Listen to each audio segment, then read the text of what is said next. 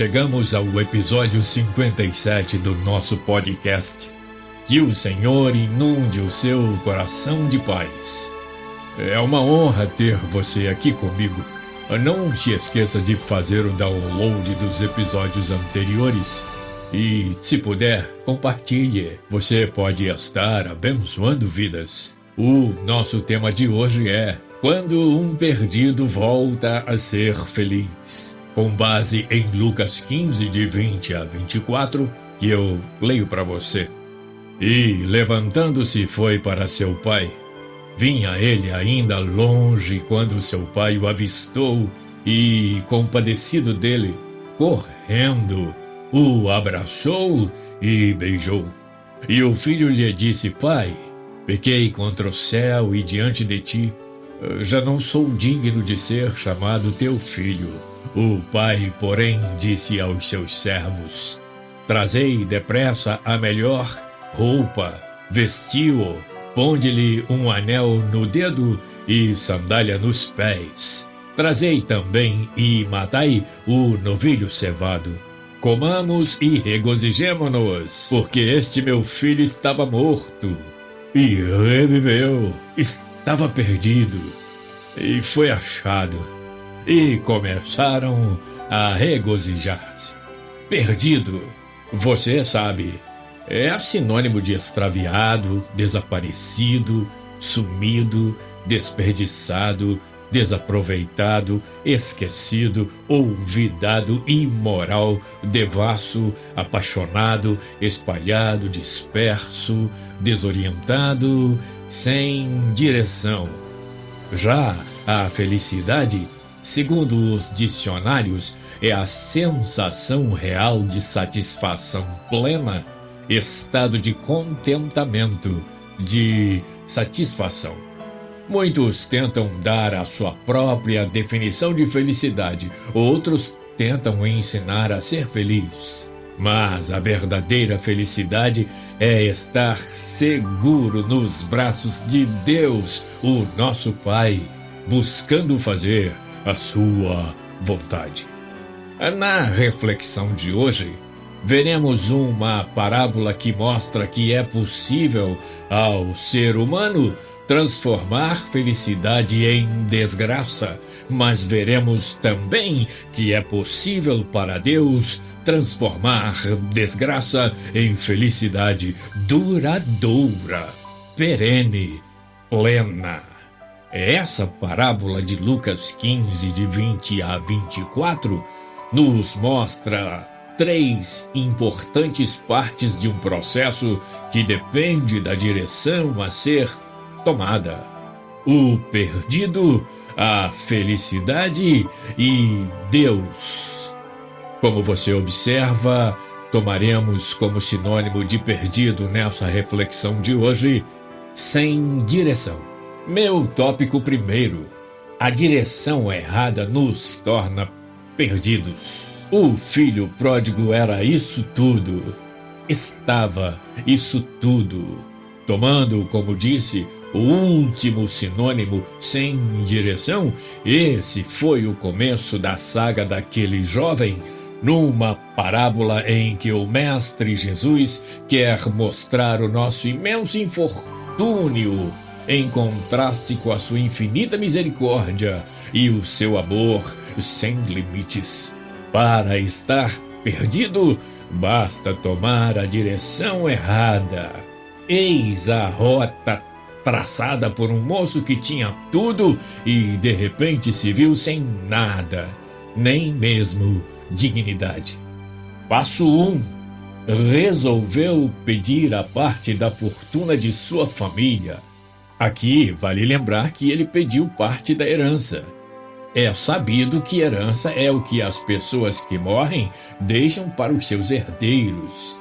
Ele quis a parte da herança com seu pai ainda vivo, porque naquela ocasião e naquele lugar era permitido, como afirmou Moody. O passo 2: intentou no seu coração, planejou no seu coração viver uma vida regalada, sem limites, sem cobranças, achando que o dinheiro que levaria nunca iria acabar. Passo 3.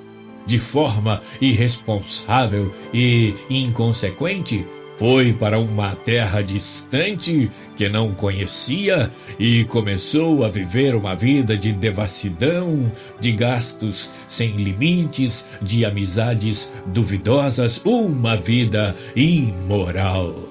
Passo 4. Mergulhou em uma vida degradante até chegar ao fundo do poço e se ver em uma situação de desprezível, famélico, sem teto, alimentando-se afinal com as alfarrobas que alimentavam os porcos num chiqueiro fétido, barulhento, inóspito, humilhante. Perdido! Ele estava perdido, sem eira nem beira, gastara toda a fortuna. Perdido, não tinha um lugar decente para morar. Perdido, não tinha o aconchego da família. Perdido, não tinha amigos. Perdido, não tinha respeito próprio. Perdido, não tinha o respeito dos seus pares. Perdido, o estado deplorável a que chegou é descrito de forma dramática pela Bíblia. Eu leio Lucas 15, de 13 a 16 para você.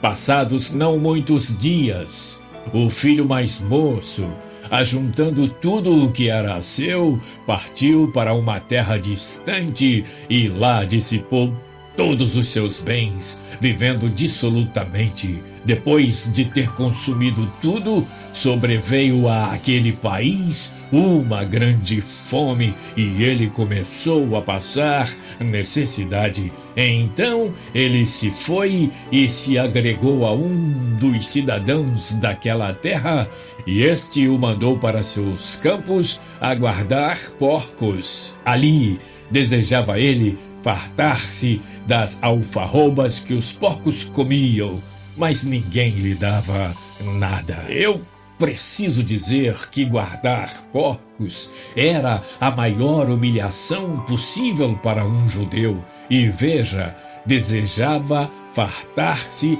das alfarrobas que os porcos comiam. Aonde esse moço foi parar? Moody afirma que alfarrobas eram as vagens da alfarrobeira que foram comidas por João Batista. Você confere isso em Mateus 3:4. Eram vagens compridas, de paladar doce e constituíam frequentemente a parte da alimentação das pessoas pobres. Fazendo uma comparação, essa é a situação espiritual de alguém que se afasta de Deus e de seus mandamentos, que caminha na direção errada. Um afastado de Deus, diz a pastora Dorcas Alcides, é como uma casa vazia, sem móveis, sem mantimentos, sem alma, sem família, sem alegria. É isso que a parábola quer mostrar a todos nós. Meu tópico 2. O arrependimento nos recoloca na direção exata. Em outras palavras, arrepender-se é mudar de atitude, mudar de direção e voltar a caminhar na direção sabidamente certa. Eis a rota traçada por um moço que não tinha mais nada, nem dignidade, na busca por clemência e por um lugar ao sol, por mais simples que fosse, na casa que de maneira inconsequente abandonara. O passo primeiro, planejou no seu coração voltar e conversar com o seu pai, pedindo perdão pela bobagem imensa que cometeu, que fazia com que sofresse tanto. Veja o texto de Lucas 15, 17 a 19. Então, caindo em si, disse: quantos trabalhadores de meu pai têm pão com fartura, e eu aqui morro de fome. Levantar-me-ei e irei ter com o meu pai, e lhe direi: Pai, pequei contra o céu e diante de ti. Já não sou digno de ser chamado teu filho. Trata-me como um dos teus trabalhadores. Passo 2. decidiu ficar de pé. Veja o que ele disse: levantar-me-ei. Passo 3, decidiu procurar o seu pai, conversar com ele. Irei ter com o meu pai. Passo 4, reconheceu o seu erro e teve uma atitude de humildade perante o seu pai. Pai, pequei contra o céu e diante de ti. Já não sou digno de ser chamado teu filho. Trata-me como um dos seus trabalhadores. Meu tópico 3. Quando a felicidade corre ao seu encontro. Eu preciso começar esse tópico 3 com a leitura de Lucas 15:20. E levantando-se foi para seu pai. Vinha ele ainda longe, quando seu pai o avistou e, compadecido dele, correndo, o abraçou e o beijou. Observe as atitudes da felicidade, ou seja, o pai aqui representa a felicidade. Observe as atitudes da felicidade ao ver de novo o seu filho arrependido e cheio de humildade, voltando para casa. Avistou o seu filho, compadeceu-se do seu filho, correu ao seu encontro, abraçou o seu filho, beijou o seu filho. É isso, é assim mesmo. Pai é pai, e o amor do pai pelo seu filho não se esgota com uma escolha errada ou com um passo em falso. Se o filho se consertar e quiser esse amor de volta, o pai estará lá, no mesmo lugar, com seus braços abertos, esperando pelo seu filho. É assim que Deus faz conosco na seara espiritual. E não ficou só nisso. O pai demonstrou, note bem, o pai demonstrou o seu imenso amor pelo seu filho que voltava. Veja o que ele fez. Lucas 15:22.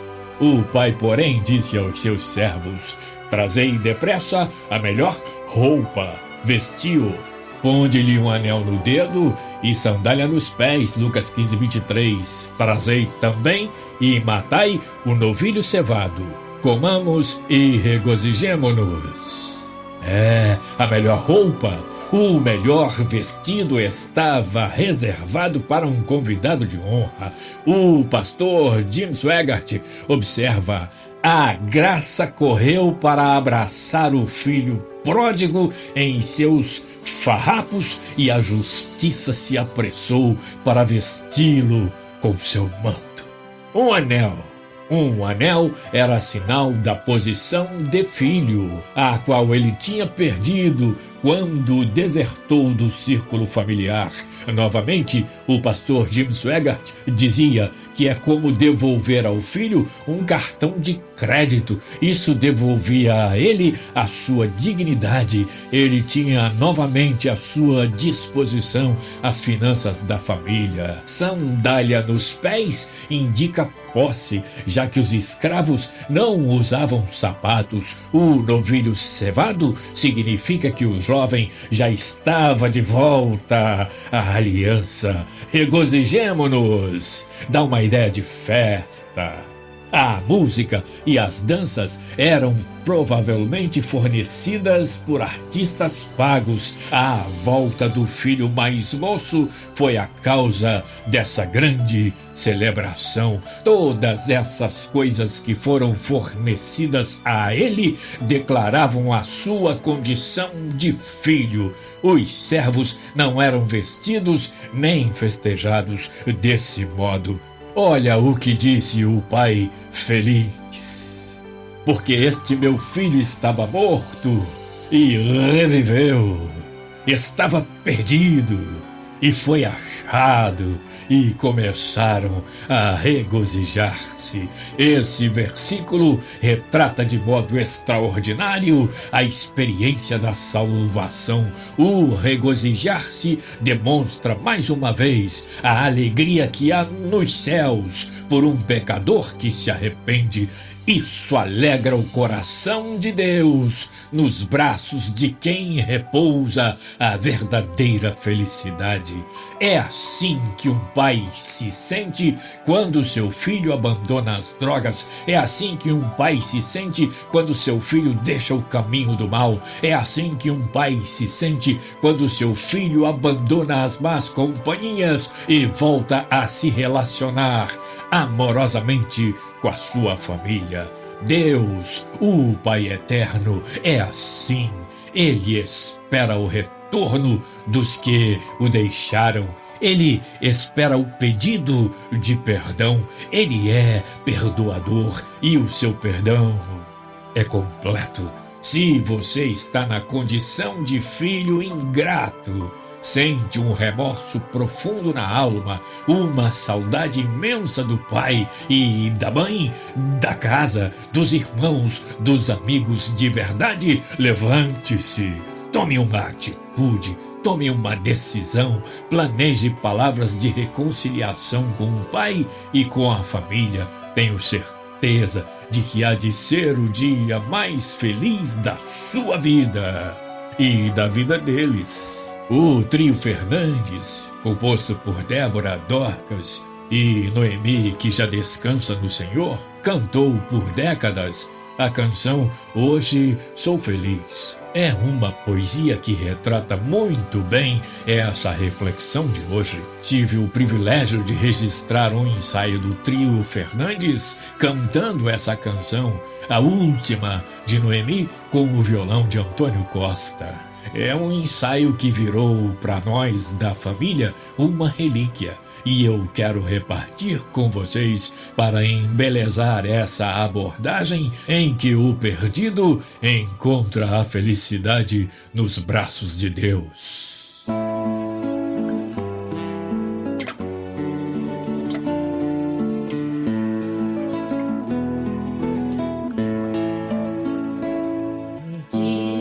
Na escuridão foi que Jesus me achou, e como a luz do seu amor as trevas dissipou. Eu alegre vou na sua luz, pois Jesus agora me conduz. Desde que me achou, da morte me livrou.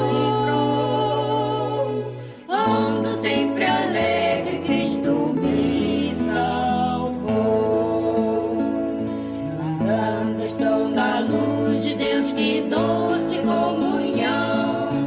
Prossigo sempre com vigor, deixando o mundo vão. Eu alegre vou na sua luz, pois Jesus agora me conduz. Desde que me achou, da morte me livrou. Ando sempre alegre, Cristo me salvou.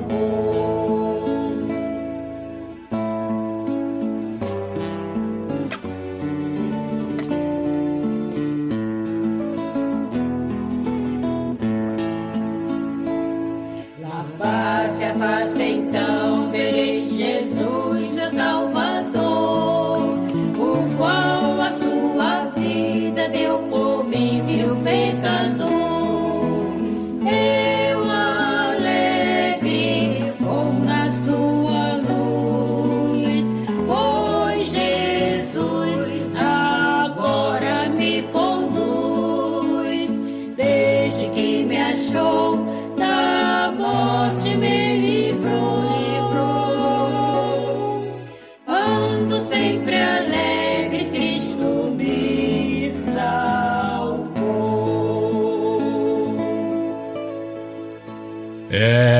Se você vive uma situação espiritual semelhante a dessa reflexão e desse louvor, volte-se para Deus, volte para Deus. É nos braços de Deus que a felicidade mora. É somente nele que você será feliz. E você pode estar perguntando: será que existe alguém feliz? A Bíblia é categórica. Eu leio para você o Salmo 1, de 1 a 3. Felizes são aqueles que não se deixam levar pelos conselhos dos maus, que não seguem o exemplo dos que não querem saber de Deus e que não se juntam com os que zombam de tudo que é sagrado. Pelo contrário, o prazer deles está na lei do Senhor, e nessa lei eles meditam dia e noite. Essas pessoas são como árvores que crescem na beira de um riacho. Elas dão frutas no tempo certo e as suas folhas não murcham. Assim também, tudo o que essas pessoas fazem dá certo. Eu li o Novo Testamento na linguagem de hoje, Salmo 1, de 1 a 3. Pensa nisso. E o Deus de paz, o único que nos pode fazer plenamente felizes, te faça repousar em segurança, reacenda a tua fé e impulsione tua esperança, concedendo a ti e a tua família dias e anos felizes. Obrigado por estar aqui comigo. Até o próximo episódio, na semana que vem, se Deus quiser.